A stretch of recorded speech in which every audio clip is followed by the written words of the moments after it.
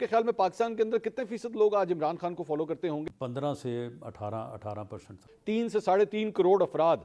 बिस्मिल्लाहिर्रहमानिर्रहीम। अस्सलाम वालेकुम नाज़रीन कराम, मैं हूं अब्दुल बासित स्वाति और आप देख रहे हैं मेरा डिजिटल चैनल। नाज़रीन कराम, पहले आप ये वीडियो देखिए, फिर इस पर डिटेल में बात करते हैं। प्रोजेक्ट इमरान खान के जितने किरदार हैं, जिसमें जनरल बाजवा और जनरल फैज़ भी शामिल है, राना सनाउल्लाह बतौर वजीर दाखिला पुलिस को हुक्म देगा कि जाओ जाके जनरल बाजवा और जनरल फैज़ को गिरफ्तार कर लो।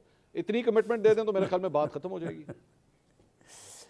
मामला ये है कि जब तक इसके ऊपर देखें, ये हमने कोशिश की थी पहले भी, और उस वक्त जब ये जनरल मुशर्रफ साहब का ये मामला था कि एक ट्रुथ रिकन्सिलिएशन कमीशन जो है वो बनाया जाए।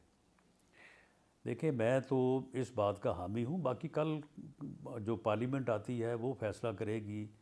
गवर्नमेंट भी नहीं बल्कि पार्लियामेंट को फैसला करना चाहिए। पार्लियामेंट में सारी सियासी जमातें हों, वहाँ पे ये चीज़ें जो है वो डिस्कस हों, वहाँ पे जो है वो ये अहदाफ जो है वो तय हों।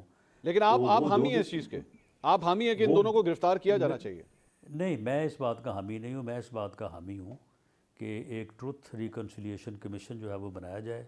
तमाम किरदार देखिए, इसमें जो है वो सियासी तौर पे जो है वो किरदार अदा करने वाले और बहुत ही अच्छा भी और बुरा भी किरदार अदा करने वाले लोग भी हैं। हाँ जी। इसमें जुडिशरी भी है, इसमें और भी लोग हैं। ठीक। तो सबको जो है वो एक बहुत दफ़ा चले, किसी को गिरफ़्तार करें ना करें, सज़ा दे ना दें, लेकिन कौम के सामने जो है ना, ये बिल्कुल ये चीज़ जो है। राना साहब, अगर ट्रुथ एंड रिकन्सिलिएशन की आप बात कर रहे हैं कमीशन की, तो फिर तो और भी बहुत सी चीज़ें सामने आना शुरू हो जाएंगी जो मेरे ख्याल में शायद आपके फेवर में भी ना जाएं। आपकी पार्टी के सीनियर रहनुमा हैं ख्वाजा आसिफ साहब, वो आज से चंद हफ्ते पहले मेरे साथ शो के अंदर आए हुए थे। उन्होंने एक डील की बात की, एक ऑफर की बात की। 2019 में हमें इस तरह ऑफर हुई, हुकूमत में आ जाएं, पहले पंजाब ले लें, फिर बाद में वफाक ले रहे हैं। तो सर, ये इसके ऊपर भी रोशनी डालें, फिर ये बात भी खुलेगी सारी, ये भी खुलनी चाहिए। देखें, अब इस बात में जाए बगैर कि कौन सी चीज़ किसके हक में और किसके खिलाफ जाएगी। जी, ख्वाजा आसिफ साहब जो बात कर रहे हैं वो इस वजह से भी इम्पोर्टेंट है, और मैं चाहूँगा कि आप, क्योंकि मुस्लिम लीग नून पंजाब के सदर हैं और पंजाब के अंदर एक हुकूमत की तब्दीली की बात हो रही थी, कि क्या ये ऑफ़र थी आपको, इस किस्म की ऑफ़र आपको दी गई थी इस्टेब्लिशमेंट की तरफ से? जी बिल्कुल, ख्वाजा साहब ने जो बात की है वो दुरुस्त है, और उसकी कुछ वजूहात थी। अब देखें, पंजाब में ये वसीम प्लस जो था, वो जिस तरह की वहाँ पे करप्शन हो रही थी, ये जो फरा गोगी और ये पिंकी पीर जो इन्होंने जो वहाँ पे काम शुरू किया हुआ था, तो इस्टेब्लिशमेंट ने ज़रूर इनको उसे कहा कि भाई इसको तब्दील करो, ये सारा गंद मचा हुआ है। उसके बाद जो थे अपना ISI के चीफ थे उस वक्त, उन्होंने जब रिपोर्ट पेश की तो उनको ही चलता कर दिया। यानी जिस किस्म की सूरत हाल जो है वो उस वक्त इन्होंने पैदा कर दी थी मुल्क में, तो यकीनन उन्होंने ये चाहा होगा कि इससे जान छुड़ाओ। तो सर, ये अप्रैल 2019 के अंदर ये ऑफ़र आई थी, तो आप भी इस मुज़ाकरात का हिस्सा थे? नहीं, इसके ऊपर कोई ऐसा सच जो है वो मुज़ाकरात तो नहीं हुए। जिस तरह से ख्वाजा आसिफ साहब बात कर रहे हैं, ये बात उस वक्त सुनने को हमें भी मिली थी। बल्कि जब किया था लॉन्ग मार्च मौलाना फजल रहमान साहब ने, तो उनके साथ भी ये कमिटमेंट हुई थी। वो भी बाद में ये कहते रहे हैं कि मेरे साथ ये कमिटमेंट हुई थी कि जी आप मार्च तक जो है इसको डिले कर दें या इसको आप ख़त्म कर दें, तो हम मार्च में तब्दीली ला रहे हैं। ये गालबन 2020 की बात है शायद। और ये कमिटमेंट किसकी तरफ से आई थी? ये नाम तो खैर मौलाना फजल रहमान साहब ने नहीं बताए थे, लेकिन इस्टेब्लिशमेंट का नाम उन्होंने लिया था कि जी इस्टेब्लिशमेंट की तरफ से थी। लेकिन वो कमिटमेंट या जो ऑफ़र थी वो पूरी तो नहीं हुई उस वक्त? जी, बाद में उनको यही गिला था। बल्कि वो तो ये भी कहते रहे हैं कि जी चौधरी परवेज़ लाई और चौधरी शुजात हुसैन इसमें ज़ामन थे, लेकिन बाद में इन्होंने धोखा किया है। बाद में इन्होंने जो है वो बात इन्होंने फिर ख़त्म कर दी। तो राना साहब, फिर इमरान खान साहब की फिर ये बात कि जनाब मैं तो पहले साल से ही इस्टेब्लिशमेंट मेरे पीछे पड़ी हुई थी और मेरी हुकूमत गिराने की कोशिश की जा रही थी, आप लोगों को ऑफरें करवाई जा रही थी, उनकी बात में तो फिर वजन लगता है?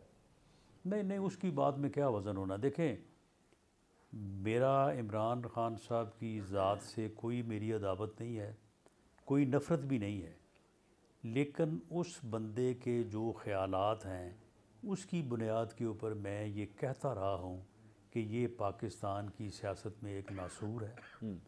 इसको जब तक जो है ये अलहदा नहीं होता पाकिस्तान की सियासत जो है ना, ये काम चल ही नहीं सकता। राणा साहब, आप उनसे कितनी ही नफरत करें, आप उनको नासूर कहें, आप उनको जो मर्जी कहें, लेकिन आप इस बात को तो मानेंगे ना कि पाकिस्तान की एक बड़े हिस्से की पब्लिक जो है, आज एक बहुत बड़ी परसेंटेज उनको फॉलो करती है, और पाकिस्तान के पार्लिमानी निज़ाम को, इस जमहूरियत को अगर आपको लेके चलना है तो उनको और उनकी जमात को आपको साथ लेके चलना पड़ेगा। चले मैं आपसे पूछ लेता हूँ, मैं आपकी राय, आप उनके मुखालिफ है, मैं आपकी राय पूछ लेता हूँ। आपके ख्याल में पाकिस्तान के अंदर कितने फीसद लोग आज इमरान खान को फॉलो करते होंगे या उनको वोट डालना चाहेंगे? मेरा ख्याल है कोई 15 से 18% तक। 15 से 18%। चले मैं वैसे ये आपका एक बड़ा पेसिमिस्टिक फिगर है, लेकिन चलें आप उनके मुखालिफ हैं, मैं फिर भी इसको एक्सेप्ट कर लेता हूं। अगर 15 से 18% भी लोग उनको फॉलो करते हैं तो ये पाकिस्तान की एक बहुत साइजेबल क्राउड है। 15 से 18% का मतलब है कि कम से कम और कुछ नहीं तो 3 से 3.5 करोड़ अफराद, यानी 25 करोड़ की इस आबादी में से 4-4.5 करोड़ अफराद भी आज उस शख्स को फॉलो करते हैं। उस शख्स को, इस 4-4.5 करोड़ की आबादी के लीडर को भी अगर आप नहीं साथ लेके चलते तो ये जमहूरियत आगे किस तरह चलेगी? नहीं, ये बात आप जिस तरह से फ्रेज कर रहे हैं इस तरह से ये बात नहीं बनती। अच्छा, मामला ये है कि आप 4 करोड़ की बुनियाद के ऊपर 21 करोड़ को आप जो है वो कुएं में या बिल्कुल नहीं, समुद्र में फेंकने की बात आप कर रहे हैं। बिल्कुल नहीं कि 4 करोड़ जो बात कर रहे हैं, और अगर वो किसी गड्ढे में जो है वो कूदना चाहते हैं तो 21 करोड़ जो हैं वो उनसे मजबूर हो के फॉलो करके वो भी जो है वो उस कुएं में, उस गड्ढे में जो है वो। नाज़रीन इकराम, आपने वीडियो देखी। राना सनाउल्लाह साहब जो farmer interior minister of Pakistan रह चुके हैं, उनके साथ गुफ्तगू कर रहे थे जनाब अपना मंसूर अली ख़ान साहब, उनसे सवालात किए गए और एक बहुत बड़ा इंकशाफ सामने आया। खैर ये पहले भी ख़बरों में चलता रहा है, लेकिन आज राना सनाउल्लाह साहब ने भी अपनी ज़बान से इकरार कर दिया कि अप्रैल 2019 के बाद इमरान खान को हटाने की कोशिश की जा रही थी और उनको हटाने का प्रोग्राम था, और कहा जा रहा था PMLN से कि आपको पहले पंजाब और फिर आपको वफाक दे दिया जाएगा। और इसके अलावा नाज़रीन इकराम, 17 के बाद जो PMLN के साथ हुआ वो भी किसी से ढका छुपा नहीं है।